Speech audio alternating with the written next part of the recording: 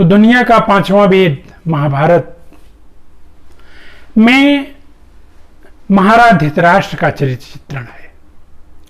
धृतराष्ट्र जब मोहग्रस्त हो जाते हैं, कामनाग्रस्त हो जाते हैं, उसका विस्तृत चित्रण महर्षि वेदव्यास ने किया है। शकुनी का वर्णन है, पांडवों का वर्णन है, मां कुंती का वर्णन है, महाराज शांतनु का वर्णन है।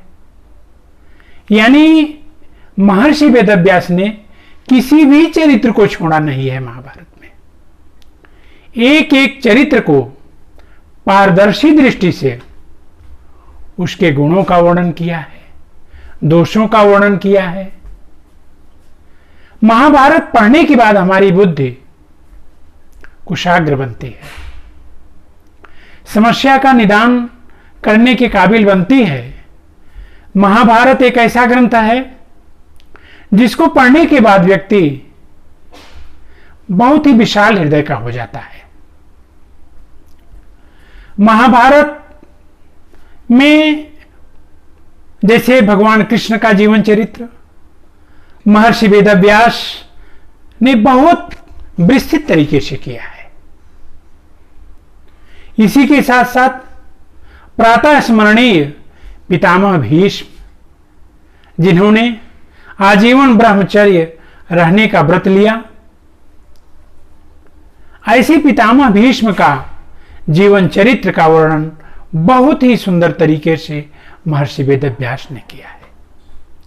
इसी के साथ साथ जब मानव जीवन राग द्वेष से पीड़ित हो जाता है, कामनाग्रस्त हो जाता है, किम कर्तव्य विमूढ़ हो जाता है, उस समय मानव की कैसी समस्यात्मक परिस्थिति निर्माण होती है, इसका भी जिक्र, इसका भी वर्णन महर्षि वेदव्यास ने बहुत सुंदर तरीके से किया है।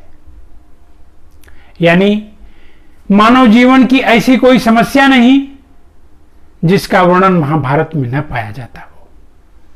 इसीलिए महाभारत का स्वाध्याय करने से समस्त विश्व की मानव जाति को अपनी समस्या का निराकरण मिलता है, समाधान मिलता है।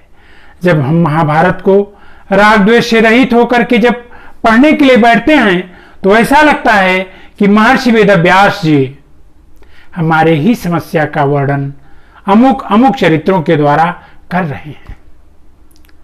जब दानवीर कर्ण का धर्म संकट आता है, वो किसके साथ लड़ेगा, मां कुंती उसके दरवाजे पर जाती है, दया की भीख मांगती है। ऐसे संवेदनशील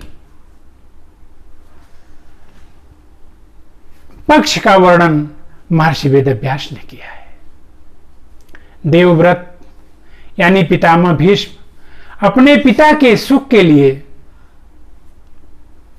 आजीवन ब्रह्मचर्य रहने का व्रत लिया। इसका भी वर्णन, इनके सिद्धांतों का वर्णन भी महर्षि वेदव्यास में है। महर्षि परशुराम के शिष्य देवव्रत जी थे।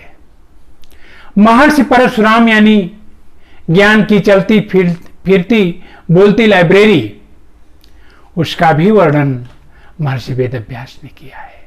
साथियों, हमें वास्तव में महाभारत को हृदय के साथ, श्रद्धा के साथ, पूरी निष्ठा के साथ पढ़ना चाहिए। हमारे ऐसे प्रभावी चरित्र हैं जिससे समस्त विश्व हिल गया, चौंक गया। ऐसे चरित्रों का वर्णन महाभारत में किया गया है।